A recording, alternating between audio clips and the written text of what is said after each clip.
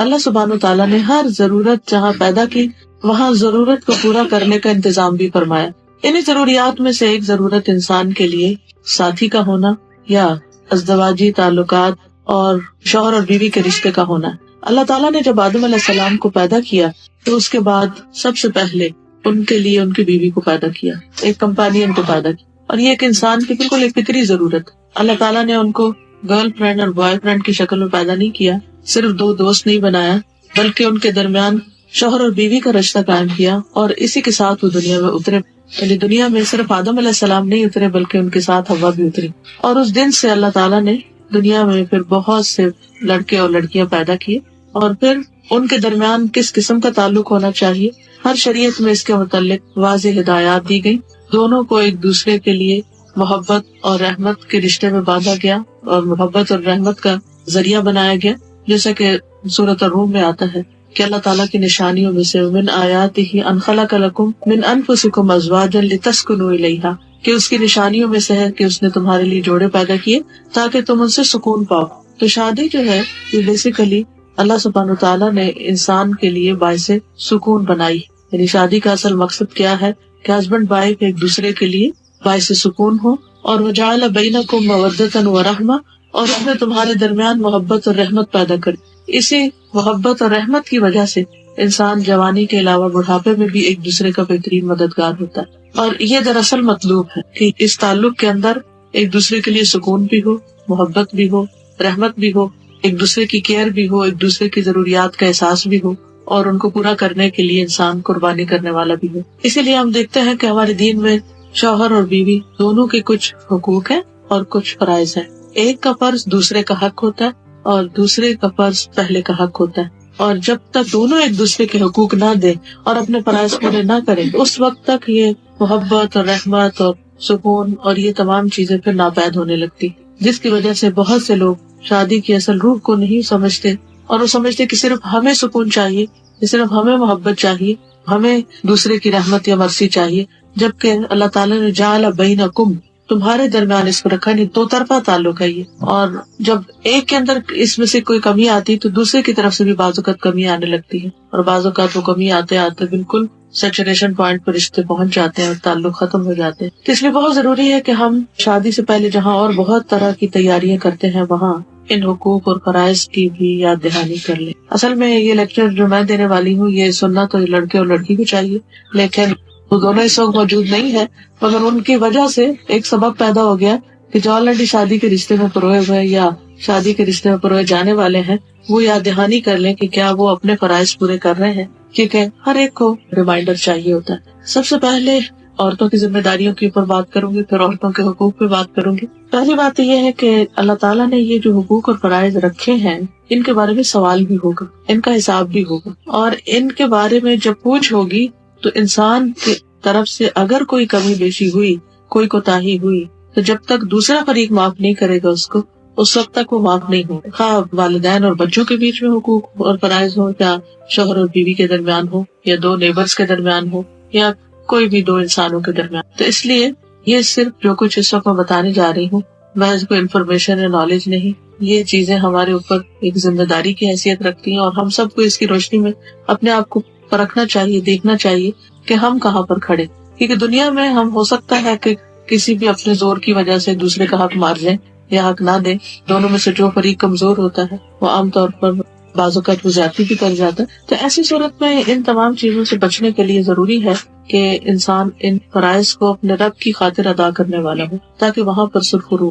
بعض اوقات انسان کو اس کا حق نہیں ملتا, لیکن اس کو کنڈیشن نہ بنا لے کہ چونکہ میرا حق نہیں مل رہا اس لیے میں دوسرے کا حق نہیں دوں گا. اپنا حق لینے کی کوشش کرنی چاہیے, لیکن اس طریقے پر نہیں کہ انسان دوسرے کا حق نہ دے اور دوسرے پہ ظلم ڈھانے لگے. تاہی ہم دیکھتے ہیں کہ ہمارے اوپر کیا فرائض عائد ہوتے ہیں, اور ان فرائض کو ادا کرنے یا ان حقوق کو ادا کرنے میں ہمارے لیے اللہ سبحانہ تعالیٰ کے ہاں کیا کیا فائدے ہیں, اور دنیا میں بھی ہمیں اس سے کیا حاصل ہوتا ہے. سب سے پہلی بات یہ ہے کہ شوہر کا حق ادا کرنا ایمان کی حلاوت کا باعث, یعنی یہ ایمان کا ایک حصہ ہے, اس سے ایمان کی مٹھاس حاصل ہوتی. اگر کوئی عورت بہت عبادت گزار, رات بھر تہجد پڑھتی اور دن بھر روزہ رکھتی, لیکن شوہر کا حق ادا نہیں کرتی, تو ایمان کی حلاوت نہیں پا سکتی۔ معاذ بن جبل سے روایت ہے کہ اللہ کے نبی صلی اللہ علیہ وسلم نے فرمایا، عورت اس وقت تک ایمان کی حلاوت نہیں پا سکتی، حلاوت مٹھاس، سویٹنس، جب تک اپنے شوہر کا حق ادا نہیں۔ اس لیے اس کو معمولی چیز نہیں سمجھنا چاہیے کہ ہماری مرضی ہے تو ہم حق ادا کریں گے، نہیں ہے تو نہیں۔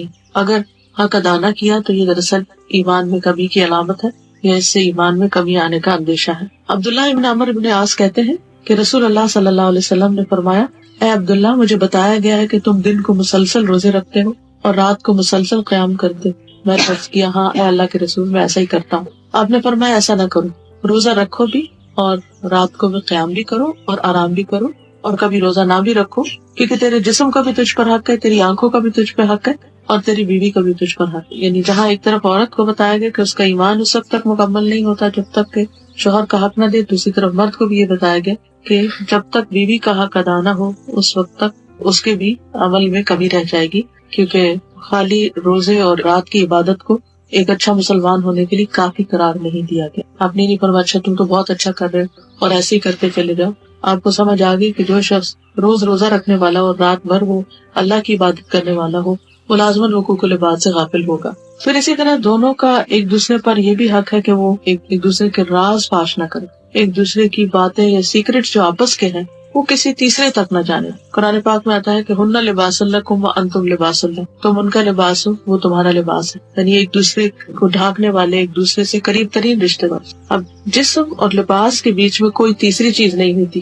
اسی طرح ہسبینڈ وائف کے ریلیشن شپ میں کوئی تیسرا نہیں ہونا چاہیے، ہاں وہ ماں باپ ہی کیوں نہ، یہ چھوٹی چھوٹی باتیں ان سے نہیں شیئر کرنی چاہیے۔ اور خاص طور پر جو پرائیویٹ لائف کے واقعات ہوتے ہیں یا جو ہسبینڈ وائف کے کلوز ریلیشن شپ کی چیزیں ہوتی ہیں، وہ تیسرے شخص تک، چاہے فرینڈز ہو یا بہنیں ہوں یا ماں باپ ہوں، کسی تک نہیں جانی چاہیے۔ ابو سعید خدری کہتے ہیں رسول اللہ صلی اللہ علیہ وسلم نے فرمایا، قیامت کے دن اللہ کے نزدیک سب سے برا شخص وہ ہوگا جو اپنی بیوی کے پاس جائے اور بیوی اس کے پاس آئے اور پھر وہ اپنی بیوی کے راز کی باتیں لوگوں کو بتائے۔ یعنی بالکل جو پرائیویٹ ریلیشن شپ ہے اس کو لوگوں میں بیٹھ کے، مجلسوں میں بیٹھ کے یا اپنے فرینڈز میں بیٹھ کر ڈسکس کرے۔ ایسا شخص جو ہے قیامت کے دن اللہ سبحانہ وتعالیٰ کے نزدیک سب سے بدترین شخص ہوگا۔ پھر اسی طرح یہ کہ زندگی کے جتنے بھی بوجھ ہیں، جو بھی ذمہ داری ہیں، دونوں کو مل کر اٹھانی چاہیے۔ یہ نہیں کہ شوہر سارے کا سارا کام بیوی بھی ڈال دے کہ کماؤ بھی خود اور پکاؤ بھی خود اور لاؤ بھی خود اور سب کچھ خود کرو اور بچوں کی تربیت بھی سارا تمہارا ہی ذمہ ہے۔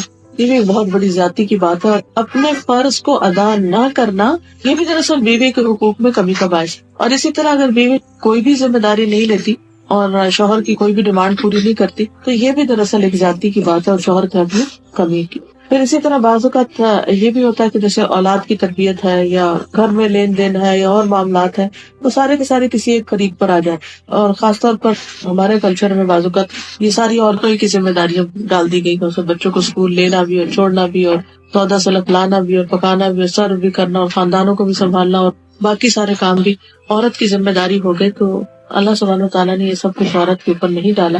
اور پھر اگر بچوں کے اندر کوئی کمی بیشی ہے یا ان کی تعلیم میں اپس اینڈ ڈاؤن ہوتے ہیں تو اس میں بھی پھر عام طور پر عورت کو بلیم کر دیا جاتا ہے کہ تم نے خیال نہیں رکھا یا تم نے اپنی ذمہ داری پوری نہیں کی۔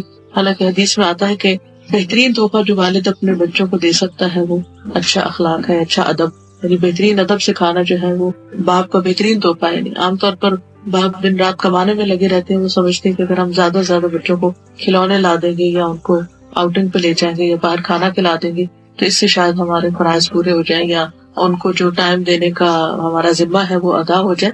تو اس کے بارے میں یہ ہے کہ ان چیزوں سے صرف ذمہ داریاں پوری نہیں ہوتی، وہ اس سے آگے بڑھ کر ان کی دنیا اور آخرت کی فکر کرنے ہی سے ادا ہوگی۔ پھر خوشگوار تعلقات کے لیے بیوی کی ذمہ داری یہ ہے کہ وہ اپنے رب کے حق کے ساتھ ساتھ شوہر کا حق ادا کرے۔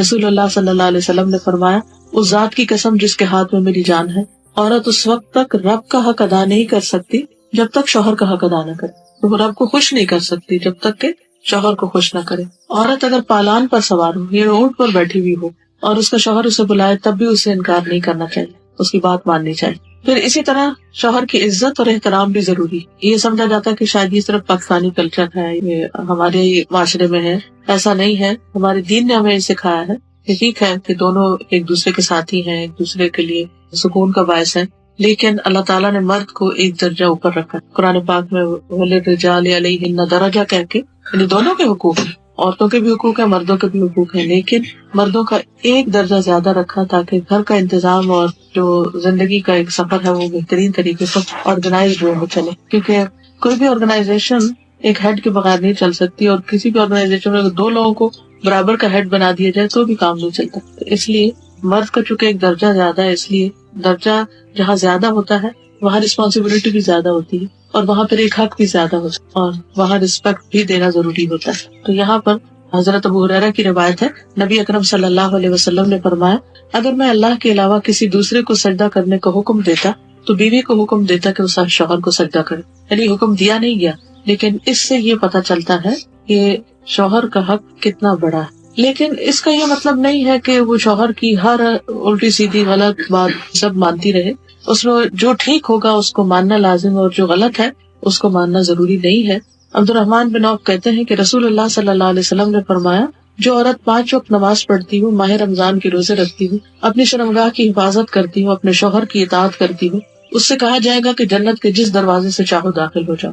لیکن یہ جو شوہر کی اطاعت کی بات ہے یہ معروف میں ہے، کیونکہ ایک عام اصول کی بات ہے کہ لا طاعۃ لمخلوق فی معصیۃ الخالق، کہ کسی مخلوق کی اطاعت جائز نہیں جہاں خالق کی نافرمانی، یعنی جہاں اللہ تعالیٰ کی نافرمانی ہو رہی ہو وہاں پر شوہر کی فرما برداری ضروری نہیں. پھر اسی طرح یہ ہے کہ عورت کے اوپر یہ بھی ذمہ داری عائد ہوتی ہے کہ وہ اپنے شوہر کی اطاعت کے ساتھ ساتھ اس کی خدمت بھی کرے. جس طرح شوہر گھر سے باہر سب کچھ کمانے کا ذمہ دار ہے، تو اسی طرح عورت گھر میں آرام اور سکون فراہم کرنے کی بھی ذمہ دار ہے. حسین بن محسن سے روایت ہے کہ ان کے پھوپھی کسی کام سے رسول اللہ صلی اللہ علیہ وسلم کی خدمت میں حاضر ہوئی. آپ نے ان کا نام پوچھنے کے بعد فرمایا، کیا تم شادی شدہ ہو؟ اس نے عرض کیا، جی ہاں. پھر آپ نے دریافت کیا، تمہارا اپنے شوہر کے ساتھ کیسا رویہ؟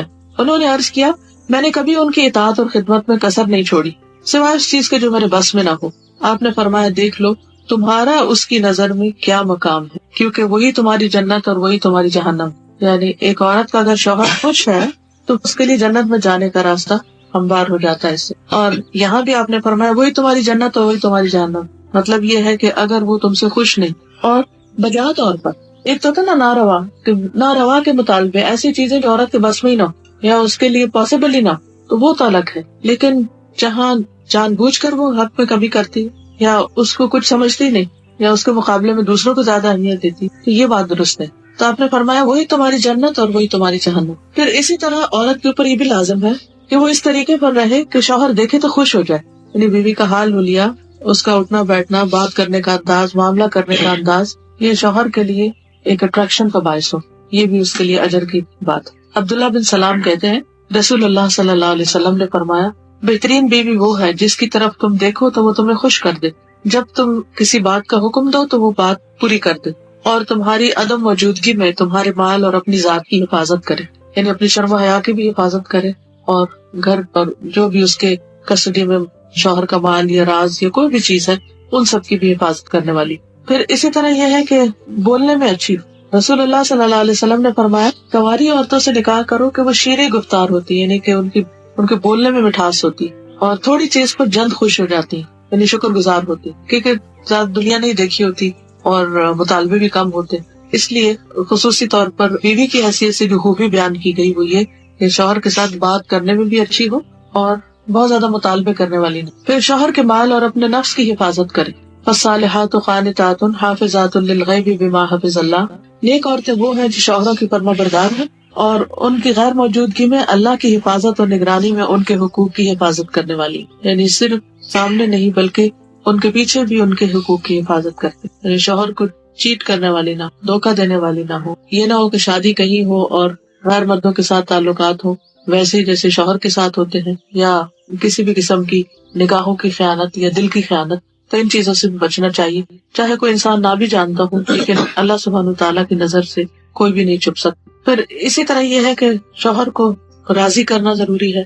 رسول اللہ صلی اللہ علیہ وسلم نے اس بارے میں خاص طور پر عورت کو وارن کیا ہے. فرمایا کہ اس ذات کی قسم جس کے ہاتھ میں میری جان ہے، جب کوئی شخص اپنی بیوی کو بستر پر بلائے اور بیوی انکار کر دے تو وہ ذات جو آسمانوں میں ہے وہ ناراض رہتی حتیٰ کہ اس کا شوہر اس سے راضی ہو جائے. تو اس لیے شوہر کے خاص حق کے بارے میں یہاں پر بات کی گئی ہے، اور اس سے انکار کرنا نہ صرف یہ کہ شوہر کی ناراضگی، تعلقات کی خرابی، بلکہ اللہ سبحانہ وتعالیٰ کی ناراضگی کا سبب بھی بنتا ہے. اور یہی ایک بہت بنیادی وجہ بنتی ہے بعض اوقات شوہر کو جب گھر میں سکون نہیں ملتا تو پھر وہ باہر تلاش کرنے لگتا ہے. پھر اسی طرح ابو ہریرہ کہتے ہیں کہ عرض کیا گیا، یعنی رسول اللہ صلی اللہ علیہ وسلم سے پوچھا گیا کہ یہ بتائیے کہ بہترین عورت کون سی؟ آپ نے فرمایا جب اس کا شوہر اس کی طرف دیکھے تو اس کو خوش کر دے، جب کسی بات کا حکم دے تو اس کی بات مان لے، اور بات ماننے میں پھر وہی اصول رہے گا کہ کوئی غلط کام کرنے کا حکم نہ. نیز عورت کی جان اور مال کے معاملے میں شوہر جس چیز کو ناپسند کرتا ہو اس میں اس کی مخالفت نہ کرے. یعنی اگر شوہر کو کسی خاص قسم کا لباس پسند ہے تو ایز لانگ ایز وہ شریعت کی حد کے اندر ہے تو عورت کو وہ پہننا چاہیے. اگر کہیں جانے کی بات ہے یا گھر کو کسی خاص انداز میں رکھنے یا کوئی شادی شدہ زندگی میں بہت سارے معاملات باہم ایک دوسرے کے ساتھ مل کے کیے جا رہے ہوتے ہیں، تو ایسی تمام چیزوں میں شوہر کے ساتھ تعاون اور اس کی مدد اور اس کو خوش کرنا جو ہے وہ لازم ہے. پھر اسی طرح ایک اور بات میں آتا ہے کہ 2 قسم کے لوگ ایسے ہیں کہ ان کی نمازیں ان کے سروں سے اوپر نہیں اٹھتی. وہ غلام جو اپنے مالکوں سے بھاگ جائے یہاں تک کہ واپس آ جائے، اور وہ عورت جس نے اپنے شوہر کی نافرمانی کی ہو یہاں تک کہ رجوع کر لے. یعنی اگر کسی جائز بات میں خواہ میں ضد لگائی ہوئی ہے اور نہیں بات مان رہی ہے اس وقت تک اگر وہ شادی کے رشتے میں ہے تو پھر نمازیں بھی اور عبادت بھی رزق پر. یعنی اللہ تعالیٰ اپنا حق بھی اس وقت تک قبول نہیں کرتے جب تک وہ بندوں کا حق ادا نہ کرے.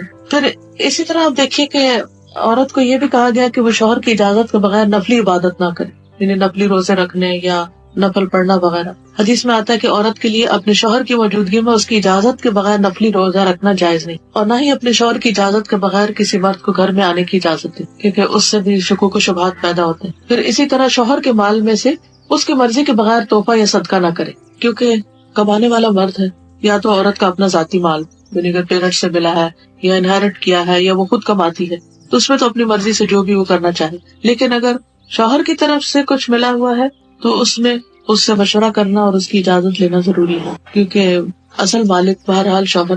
اور بہت دفعہ گھروں میں جھگڑے اس وجہ سے پڑ جاتے ہیں کیونکہ ہسبینڈ جو ہے وہ بیوی کو اجازت نہیں دیتا اور بیوی اپنی مرضی سے اپنے میکے کو یا کسی اور کو کچھ دینا چاہتی ہے، اور ان معاملات میں اختلاف بعض اوقات گھر کی بنیادیں ڈھیلی کر دیتا ہے. سوال یہ پیدا ہوتا ہے کہ اتنی ساری چیزیں کیوں بتائی جا رہی ہیں کہ عورت ایسا نہ کرے ایسا نہ کرے ایسا، تاکہ ان تمام چیزوں سے بچا جا سکے جس سے گھریلو جھگڑے پیدا ہوتے ہیں. اور گھر کا جھگڑا جو ہے یا گھر کا فساد جو ہے وہ صرف 2 لوگوں کو متاثر نہیں کرتا، وہ 2 خاندانوں کو متاثر کرتا اور پھر آنے والی نسلوں کو بھی.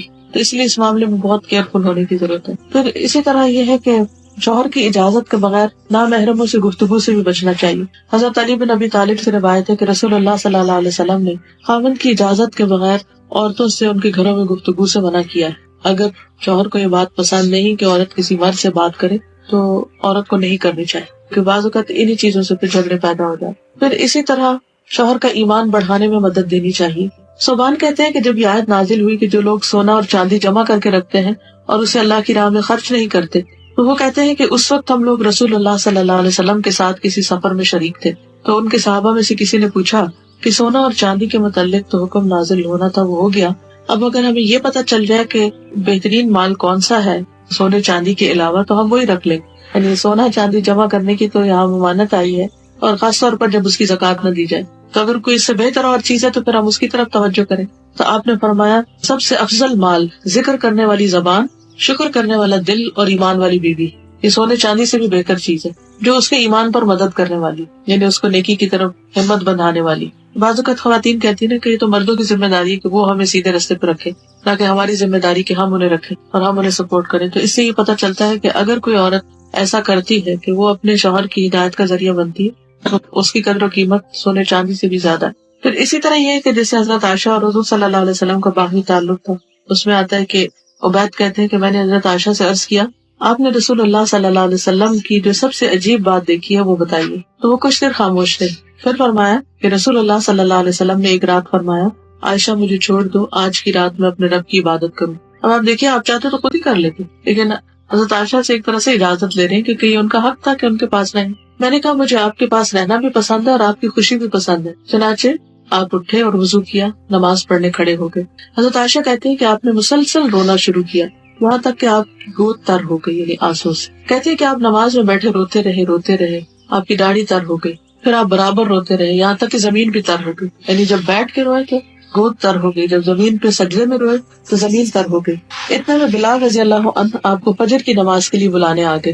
تو انہوں نے جب آپ کو روتے ہوئے دیکھا تو عرض کیا اللہ کے رسول آپ روتے ہیں، اللہ نے تو آپ کے اگلے پچھلے سارے گناہ معاف کر دیے. تو آپ نے فرمایا کیا میں اللہ کا شکر گزار بندہ نہ بنوں، یعنی یہ شکر کے آنسو تھے. آج رات مجھ پر ایک ایسی آیت نازل ہوئی ہے، تباہی ہے اس کے لیے جو اسے پڑھے اور اس پر غور و فکر نہ کرے. اور وہ ان فی خلق السماوات والارض واختلاف اللیل والنہار، سورۃ آل عمران کی آخری آیات. پھر اسی طرح یہ ہے کہ مشکل حالات میں شوہر کا ساتھ دے، اور اس میں حضرت اسما کی مثال ملتی ہے کہ وہ کس طرح حضرت زبیر کے ساتھ ان کے کھیتوں پر کام کرواتی تھی.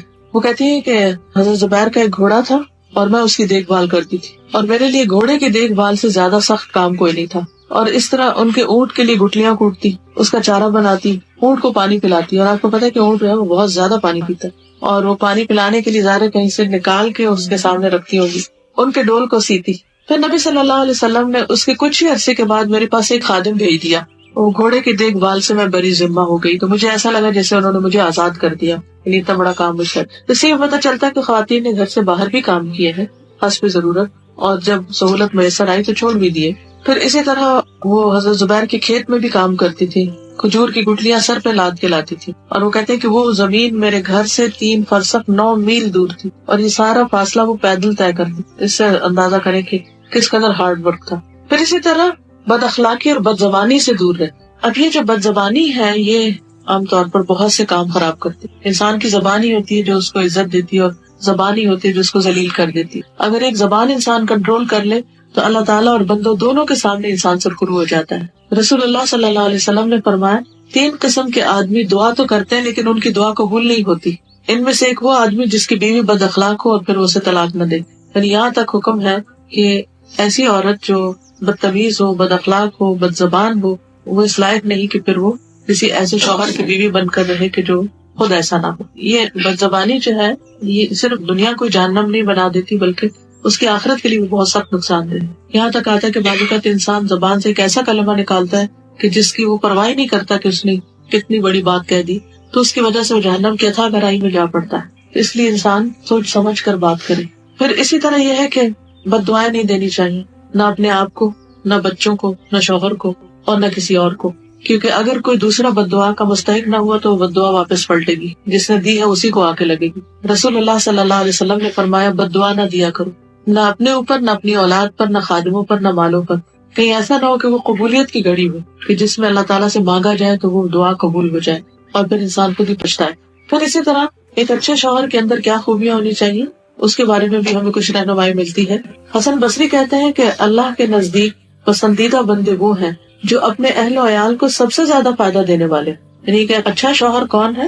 جو سب سے زیادہ اپنی بیوی بچوں کا خیال رکھنے والا، کیونکہ یہ اس کی ذمہ داری ہے، یہ اس کے فرائض میں شامل ہے. اگر وہ ان کو اگنور کر دے گا تو پھر کوئی اور انہیں کہاں سے پوچھے. اب ایک باپ جب فوت ہو جاتا ہے، بچے یتیم ہو جاتے ہیں، تو ساری سوسائٹی کی ذمہ داری بنتی ہے کہ وہ ان کے ساتھ حسن سلوک کرے. لیکن کچھ بچے ایسے بھی ہوتے ہیں کہ جن کے باپ سر پہ ہوتے ہوئے بھی وہ یتیم ہوتے ہیں، نہ ان کو محبت دیتے ہیں، نہ ان کی ضروریات پوری کرتے ہیں، اور نہ ان کو ادب تمیز سکھاتے ہیں. تو ایسا شوہر جو گھر والوں سے غافل ہو کر خواہ پوری دنیا کی خدمت کرتا رہے، وہ اپنا فرض ادا نہیں کر رہا.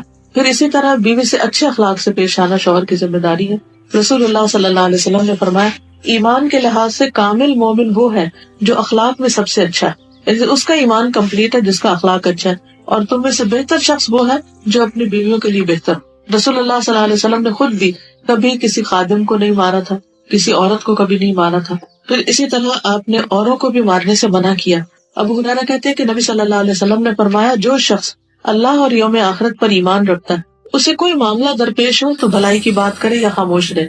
یعنی کوئی بھی مسئلہ ہو تو اچھی بات کرے یا پھر نہ کرے.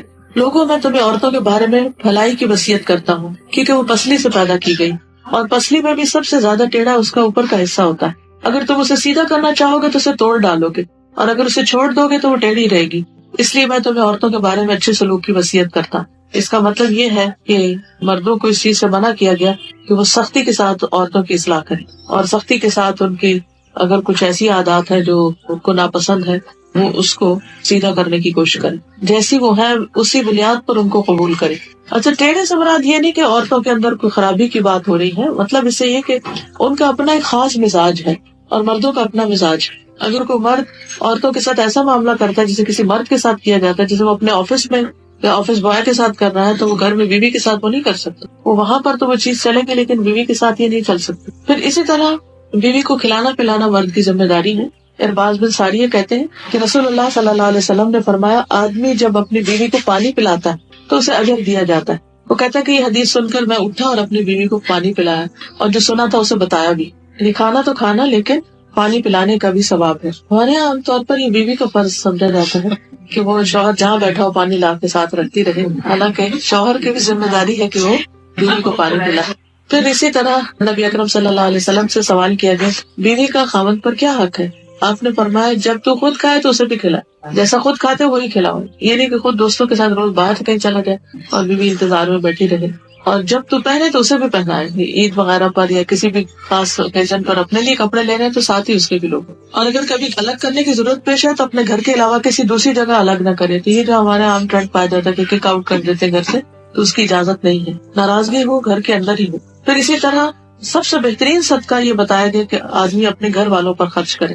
ابو ہریرہ کہتے ہیں کہ رسول اللہ صلی اللہ علیہ وسلم نے فرمایا اگر 1 دینار تم نے اللہ کی راہ میں خرچ کیا اور ایک غلام کو آزاد کرانے میں خرچ کیا، ایک مسکین پہ کیا اور ایک اہل و عیال پہ کیا، تو اجر کے لحاظ سے سب سے زیادہ اس دینار کا ثواب ہوگا جو تم نے اپنے گھر والوں پہ خرچ کیا۔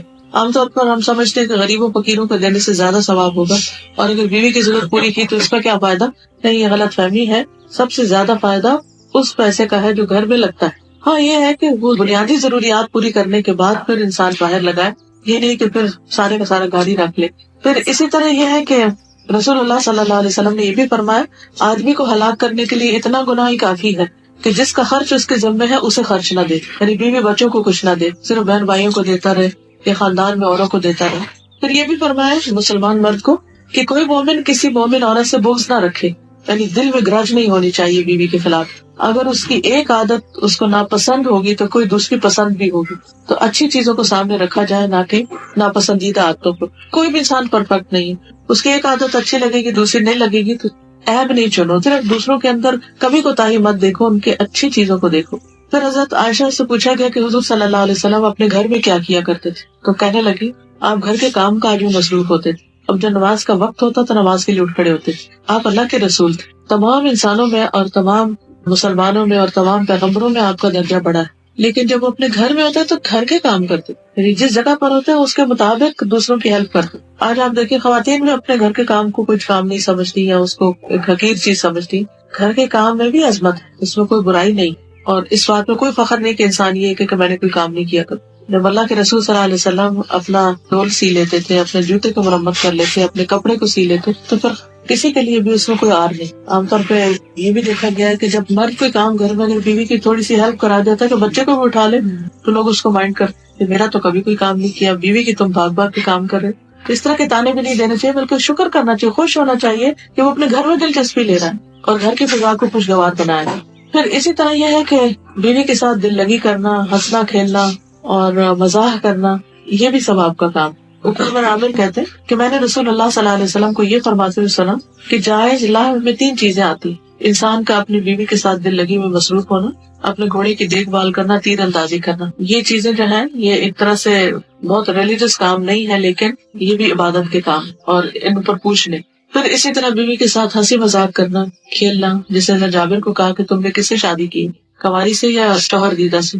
کہا کہ میں نے شوہر دیدہ سے کی۔